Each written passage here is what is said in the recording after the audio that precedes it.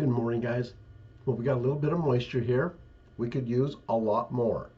Let's go ahead and dig into the news. But first, for those of you who live up in the Worcester area, go to Greasy's Garage. You need your car, truck, Mini Cooper worked on.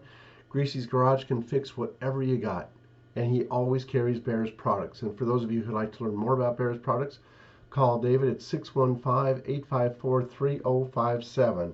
And he'll answer all of your questions. And then for those of you who would like a cool t-shirt, sweatshirt, mega blanket, go to libtartees.com. Let's go ahead and dig into the news here. So, mass shooting at FedEx facility in Indianapolis leaves 8 dead. Keep in mind, I don't believe all these mass shootings suddenly. I don't believe in a coincidence. You know that. And as it says here, it feels as though the world is falling apart, but it's not. They just want you to think that. They want you to think that everything is chaotic, but it's not. Because you know something? When you get out of all the Democrat-run cities, all these huge cities, guess what? Out here in rural America, it's all calm. It's great. We're just living life. That's all. There's the people, most of the people, they've stopped wearing the face diapers. And, you got people that are choosing to be vaccinated. Some are not. But basically, though, it's all really normal. And it has been for quite some time. And as it says here, many others were injured in this incident and hospitalized. One person is in critical condition. As it says here, according to the Washington Times, 8 people were shot and killed in a late-night shooting at a FedEx facility in Indianapolis, and the shooter killed himself, police said. Multiple other people were injured Thursday night when gunfire erupted at the facility near the Indianapolis International Airport. Police spokesperson Janae Cook stated at least 4 were hospitalized, including one person with critical injuries. Another 2 people were treated and released at the scene. And it says the identity of the shooter has not been verified, nor has it been confirmed whether they were a FedEx employee. And according to CNN, which you can take with a grain of salt, the shooter took his own life. And so, wow, yeah, not good, not good. And you've got to ask yourself, it's like, okay, so who's doing all of this? Who's setting this up? There's just a lot going on with these mass shootings, and we know that this happens strategically. The black hats, they control this, and they are out. They're just evil people. And then you can't make this one up. Michigan Attorney General Dana Nessel speaks at Witches Against Patriarchy protest. Yeah.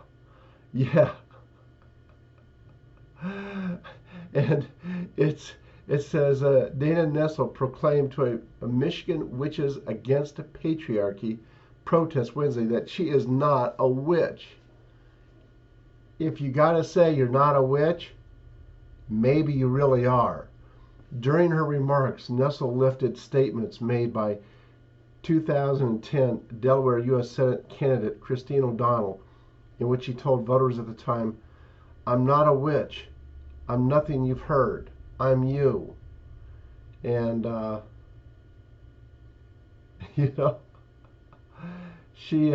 it says, seen here, Dana Nessel taking this witch situation extremely seriously. "I know the problems facing our state because I've been living among you since I first moved to Michigan from the Black Forest of Germany almost 3,000 years ago." Oh, man. She says, "This is a speech I never thought I would be giving," Nessel told about 36 protesters at the Detroit, according to the Detroit News. And, wow. You gotta chuckle a little bit. It's like, man, these people are nut jobs. I mean, they really are. And then explosive care under fire for covering up Florida director's revolting abuse of women. Well, keep in mind, the AG for Minnesota, guess what? Same thing. He abused women too. Hassan Shibli, the 34-year-old former executive director of the Council on American Islamic Relations, known as CARE, Florida chapter, faces a barrage of sexual harassment and assault claims, which he has denied while trying to play the victim. Many of the women who have spoken out against Shibli also charge CARE with negligence when it comes to sexual assault claims and claim the organization is biased against women. Well, Muslims in general, I mean, if you take a look at how they treat the women in these countries, it is not good. You know what I mean? I mean, what woman in her right mind would ever want to be a Muslim? Why would they ever choose to be?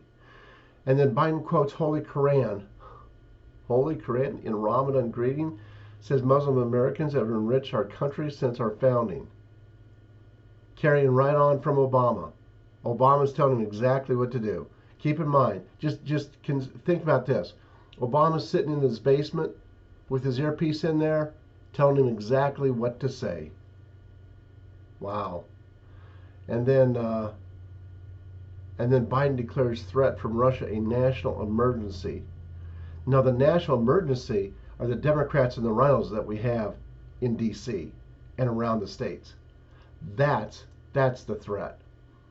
And then Black Lives Matter global organization has responded to the scandal involving its co-founder's multi-million-dollar property buying spree, claiming that reports exposing her lavish lifestyle are racist. Really? So, in other words, nobody can dig into Patrice Cullors' extravagant property purchases. It's just not allowed. You just can't disagree with them at all. Because if you do, then you're just racist. That's insane. Absolutely insane. And then Mike Pence undergoes surgery to install a pacemaker for his heart. Okay, I'll leave it right there. He's not my favorite person. You know that. And then fascism hasn't changed, neither has its pitchman. As it says here, it was nearly 12 years ago to the month Barack Obama was in the first weeks of his new administration. Some of the biggest names in finance were summoned to the White House to discuss the terms of the bank bailout known as the Troubled Asset Relief Program, known as TARP. So Politico published a detailed insider account of the meeting. The charismatic new president, who just won an historic election with a message of unity, sounded a distinctly different tone behind closed doors with the titans of American banks. As the CEOs attempted to defend their large compensation packages in the midst of the taxpayer-funded bailout of their collapsing institutions, one quote from Obama stood out. "Be careful how you make those statements, gentlemen. The public isn't buying that. My administration is the only thing between you and the pitchforks." Wow. It says, as the Obama's presidency ushered in a new way of doing business between Democrats and corporate America, donations weren't enough. Oversight and congressional hearings weren't enough. This time, the big guy would personally inject himself into every transaction. And just like any classic movie mobster, Obama reminded them once government was on the inside, there would be no autonomy. They would play by his rules or else. Is it any surprise then to see corporate America jumping through hoops to do Democrats' political bidding today? It shouldn't be. We're reliving the beginning of the same movie we first watched 12 years ago. The same guy with the same ideology is in charge again. The only difference is this time we're all supposed to pretend it's the feeble old senator from Delaware running the meetings. Corporate America knows better. Amazon's Jeff Bezos has been nothing but a loyal Democrat. He speaks for the party. He gives to the big party. Let me see how much time I got left here. Okay, I'm okay. He gives to the big party. He even bought the Washington Post to help cheerlead the party under the guise of journalism. But when one of Amazon's facilities in Alabama held a vote to unionize recently, Bezos' loyalty was tested. Ultimately, the unionization effort failed by a huge margin as Alabama Amazon employees understood it wasn't in their best interest. Democrats and their media goons pounced on Bezos for daring to fight against the union effort. It's not enough. He already leads by example, paying a $15 minimum wage, benefits, college tuition, etc. Democrats don't really care about those things, you see. Democrats want his Amazon army for their forced dues and foot soldier duties. They want Bezos' company from the inside. Wow. You know, I mean, it's really, really phenomenal what we see going on. And then you can always count on Mitt Romney to do the wrong thing, always. It says here, if there's one Republican senator who is not only totally useless, but can always be expected to do the wrong thing, it'll be Mitt Romney. Lisa Murkowski is a close runner-up. But Romney's latest move is just more proof that this man remains a traitor to the party. He voted with Democrats to convict Trump in both of their impeachment efforts. The only group in Utah that truly likes the jobs he's doing are the few Democrats who live there. And now he's working with them to increase the minimum wage. Why, Mitt? Why? Because he's doing exactly as he's told to do. Because he's a compromised puppet. That's all he is. He's a prostitute. Anthony Weiner is meltdown after being called pedophile while having coffee. So convicted sex offender Anthony Weiner, one of Hillary Clinton's former associates, was spotted having a public meltdown in New York after a member of the public called him out as a pedophile. The serial sex pest was sipping a coffee with a friend at Bryant Park on Monday afternoon when a member of the public spotted him, pulled out his camera and shouted, "Effing pedophile, scumbag," and "see sucker." An enraged Weiner immediately responded by repeatedly shouting "F you" 7 times. I think it's disgusting that he's able to sit outside in public. He's a registered sex offender, and I want to remind him of that and raise awareness. Actor Jarrett Sharp, who witnessed the exchange, told reporters, "Excellent, exactly. Make his life miserable," because that's what he's done to these little kids. Mike Lindell launches My Store to replace woke Amazon. And I tell you what, you know, I hopefully it goes over really well. If anyone could do that and compete with him, it might be Mike Lindell. And then former California very progressive Democrat mayor arrested for child sex crimes. It's over and over we see this stuff. Former Democrat mayor of Sebastopol in Sonoma County, California, was arrested and charged Tuesday with the felony sex crimes.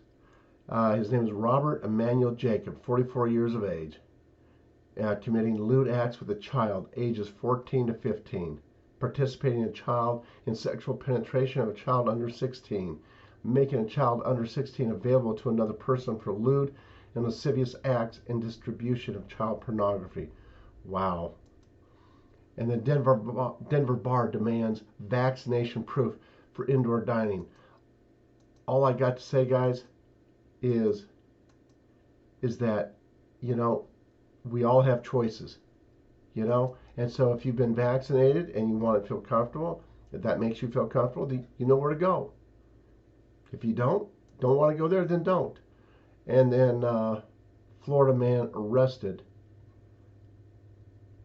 It says the Florida man is the latest individual to be arrested on Maui for allegedly violation of rules and orders related to travel quarantine. You know something? There are certain states like Hawaii that are making it really tough on the resort businesses. Anyway, that is all for now. God bless you all. Have a good day, and I'll talk to you soon. Bye-bye, guys.